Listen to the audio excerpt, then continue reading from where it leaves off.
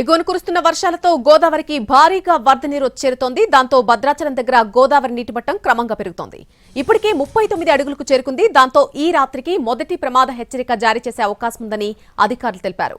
ఇప్పటికే అధికార యంత్రాంగానికి సిడబ్ల్యూసీ హెచ్చరికలు జారీ చేసింది.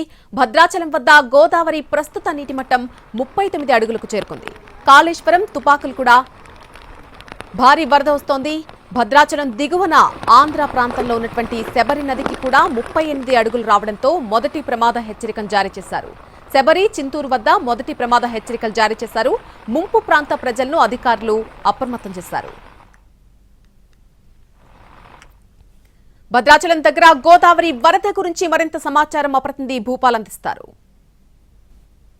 గత 3 రోజుల నుంచి కురుస్తున్న భారీ వర్షాల ప్రభావం భద్రాచలం పరివాహక ప్రాంతంలో అంటే గోదావరి పరివాహక ప్రాంతంలో కొంత ఇబ్బందికరమైన పరిస్థితిని సృష్టిస్తుంది. అటు భద్రాచలం దిగువన, భద్రాచలం ఎగువన అంటే తెలంగాణ ప్రాంతం, అదేవిధంగా ఆంధ్ర ప్రాంతం, 2 ప్రాంతాల్లో కూడా వర్షాల వల్ల భారీ ఎత్తున వరదలు వస్తున్న పరిస్థితి. ఇప్పుడే మనం చూస్తున్నాం అంటే భద్రాచలం వద్ద గోదావరి ప్రమాదకరమైన పరిస్థితిలో లేదు, కానీ ప్రస్తుతం అయితే భద్రాచలం వద్ద గోదావరి నీటి మట్టం శరవేగంగా పెరుగుతుంది. ఈ ఉదయం నుంచి 38 అడుగులు దాటి ప్రవహిస్తున్న పరిస్థితి. ప్రస్తుతం అంటే 43 అడుగులు వస్తే మొదటి ప్రమాద హెచ్చరిక, ఈ అర్ధరాత్రికి మొదటి ప్రమాద హెచ్చరిక వస్తుందని అంచనా వేస్తున్నారు. గోదావరి వరద కంటే కూడా చిన్న చిన్న వాగుల నుంచి వచ్చే వరద ఎక్కువగా ఉన్న పరిస్థితి. ప్రధానంగా అంటే గోదావరి అనేది గత 2 సంవత్సరాల క్రితం భారీ ఎత్తున వచ్చిన విషయం మనకు తెలిసిందే. ప్రధానంగా అంటే 71.3 అడుగులు రావడంతో కొంత ఆందోళనకరమైన పరిస్థితి 2022లో జరిగింది. అయితే 2023లో ఆ పరిస్థితి రాలేదు, కానీ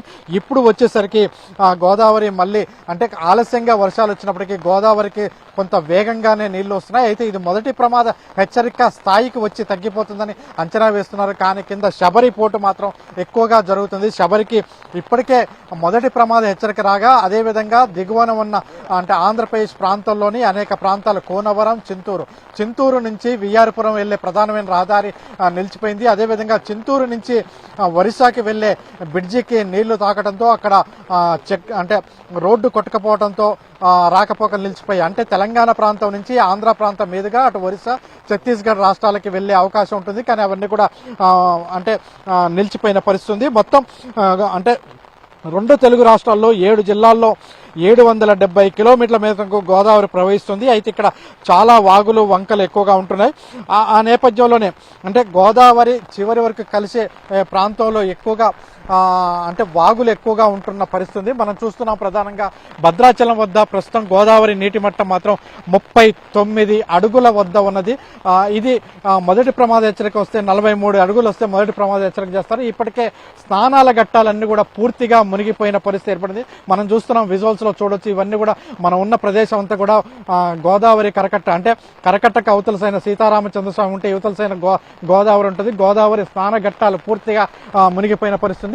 కరకట్ట స్లూయిజ్ లీకేజ్ అవుతుంది కాబట్టి ఆ లీకేజ్ దగ్గర కూడా ఎటువంటి ఇబ్బంది జరగకుండా ఉండడం కోసం ఇసుక బస్తాలను సిద్ధం చేసిన పరిస్థితి. మొత్తం మీద ఈ పరిస్థితిలో ప్రస్తుతం అయితే గోదావరి కొంత అంటే ఇప్పుడైతే గోదావరి ప్రమాదకరమైన పరిస్థితిలో భద్రాచలం వద్ద కనిపించట్లేదు, కానీ కింద అన్ని వాగులు పొంగిపోవడం, అనేక గ్రామాలు కూడా ముంపు ఏర్పడిన పరిస్థితి ఉంది. అయితే గోదావరి ప్రాంతంలో 43 అడుగులు అంటే మొదటి ప్రమాద హెచ్చరిక ఈ అర్ధరాత్రికి వస్తే రేపటి వరకు 2వ ప్రమాద హెచ్చరిక వస్తుందా రాదా అనేది ఇప్పుడే చెప్పలేము. అయితే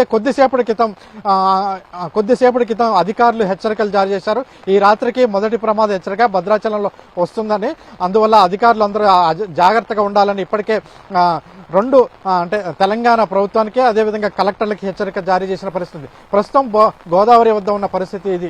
కెమెరా పర్సన్ పృథ్వీతో భూపాల్, ఎన్టీవీ, భద్రాచలం.